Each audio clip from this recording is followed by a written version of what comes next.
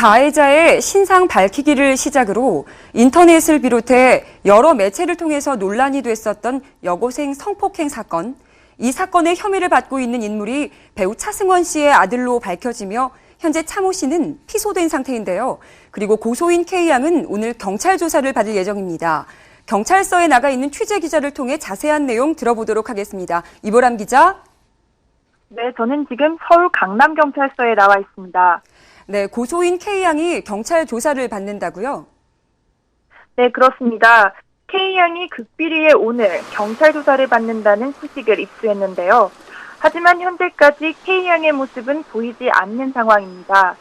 한 관계자에 따르면 이 사건은 대중의 관심이 집중된 사건인 만큼 신변 보호를 위해 고소인이 다른 곳에서 조사받을 수도 있다는데요.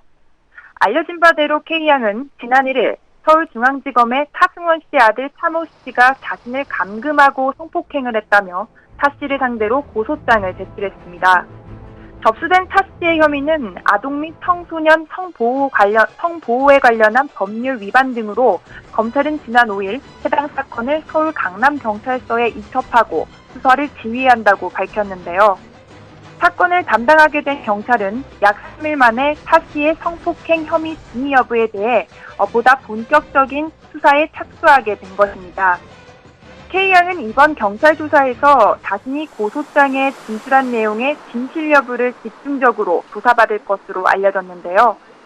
K양이 미성년자인 만큼 이번 조사에는 K양의 법률 대리인, 법정 대리인 등이 함께할 것으로 보입니다.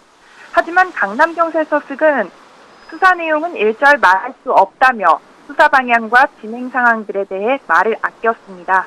네, 그렇군요. 그런데 일각에서는 차승원 씨의 아들, 그러니까 피고소인과 고소인 K양이 연인 관계라는 얘기도 있던데요. 사실인가요? 네, 두 사람은 고소인 K양 친오빠의 여자친구 임모 씨를 통해 처음 알게 됐다는데요. K양 측에 따르면 첫 만남 이후 차 씨가 K양을 오피스텔에 초대했고 이에 K양은 호감을 갖고 차 씨의 오피스텔에 방문했다고 합니다. 두 사람이 따로 만난 당일 첫 번째 성폭행이 있었고 이후 성폭행 및 폭행 등이 지속적으로 이어졌다고 K양 측은 주장하고 있습니다. 또한 K양이 이별을 통보하자 차 씨의 행동은 더욱 폭력적으로 변했다고 하는데요.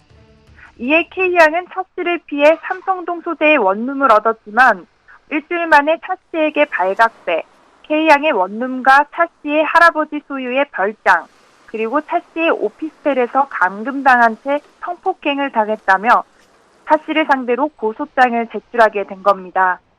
특히 K양의 원룸에서는 차 씨가 K양이 밖으로 나가지 못하도록 옷을 바닥에 모아놓고 불을 질러 현 주조 건물 방화 혐의도 포함된 것으로 알려졌는데요.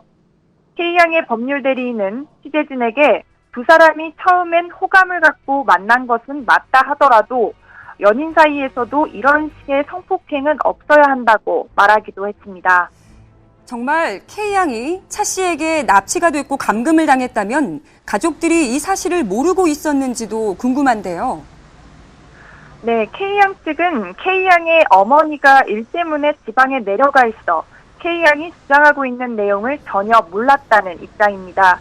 K양이 자신의 친오빠에게 살려달라는 구조 요청을 하면서 그간의 일들을 알게 됐다는데요.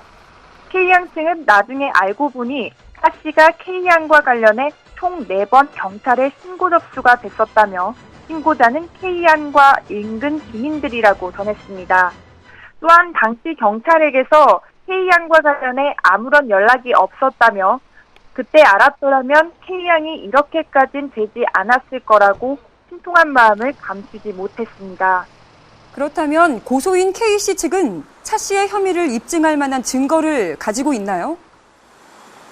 네, 현재 K양의 어머니로부터 법정 대리인 역할을 위임받은 K양의 외삼촌은 K양의 병원 진단서와 목격자들의 진술 확인서 등을 생방송 스타뉴스에 단독으로 공개했는데요. 진단서에 따르면 K양은 불안과 우울 등으로 인한 외상 후 스트레스 장애를 앓고 있습니다. 또 다른 진단서에는 내가 제일 싫어하는 사람은 차 씨, 친구들이 모르는 나만의 두려움은 차 씨라는 등 K양의 대답을 기초로 한 내용들이 적혀 있었는데요.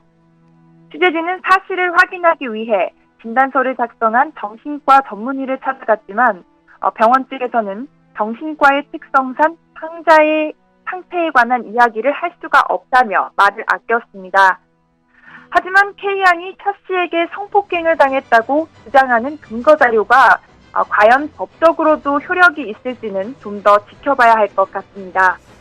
네, 그런데 고소인이 미성년자라고 알려졌는데요. 아직 진실이 밝혀지지 않았지만 미성년자 성폭행 사건의 경우 일반 성폭행 사건과 조금 다른 걸로 알고 있습니다. 네, 그렇습니다. 현행법상 미성년자 성폭행은 성인을 상대로 한 성폭행보다 처벌 수위가 강합니다.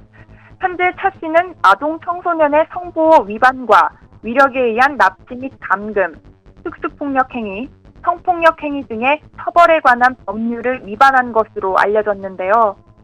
최근 사회 전반적으로 미성년자를 상대로 한 성범죄가 빈번하게 일어나고 있어 이 사건은 차승원 씨의 아들이 관련된 사건이기에 앞서 고소인이 미성년자라는 점에 높은 관심이 집중됐습니다. 일반적으로 폭행 또는 협박으로 아동 청소년을 강간한 자는 5년 이상의 유기징역을, 아동이나 청소년을 추행한 자는 1년 이상의 유기징역 또는 500만 원 이상 2천만 원 이하의 벌금형에 처하도록 구정돼 있는데요. 지난 6월 19일부터는 개정된 형법 및 성폭력 범죄의 처벌 등에 관한 특례법이 시행되면서 신고죄 규정이 폐지됐었는데요. 따라서 피해자가 고소치와 및 합의를 하더라도 검찰에서는 공소를 제기해 가해자를 처벌할 수 있게 됐습니다. 네, 아무래도 공인인 차승원 씨가 차 씨의 아버지이다 보니 차승원 씨 측의 입장도 궁금한데요. 네, 우선 차승원 씨 소속사 측은 이번 일에 관해 매우 조심스러운 모습입니다. 다수의 매체가 소속사 측과 접촉해봤지만 아는 바가 없다, 대답하기 곤란하다 등으로 대응하고 있는데요.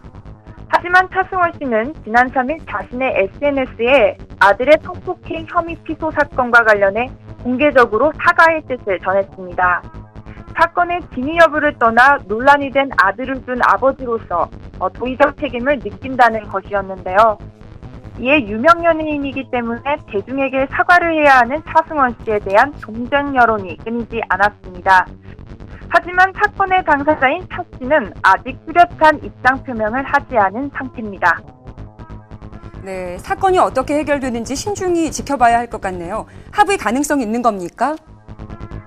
현재 K양의 부모는 차 씨와 합의할 의사가 없는 것으로 전해졌습니다.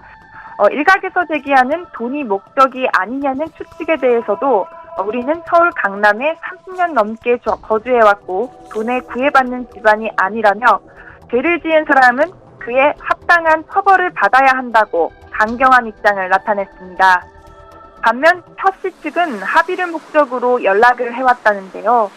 K양의 외삼촌은 차승원 씨와 직접 통화를 했다면서 당사자인 차 씨가 K양에게 무릎 꿇고 사과해야 할 것이라는 의사를 밝혔다고 전했습니다. 이처럼 양측은 입장차가 커 보이는데요. 경찰 수사가 본격적으로 시작된 만큼 정확하고 면밀한 조사를 통해 조속히 이번 사건의 진실이 밝혀지길 바랍니다. 지금까지 서울 강남경찰서에서 전해드렸습니다.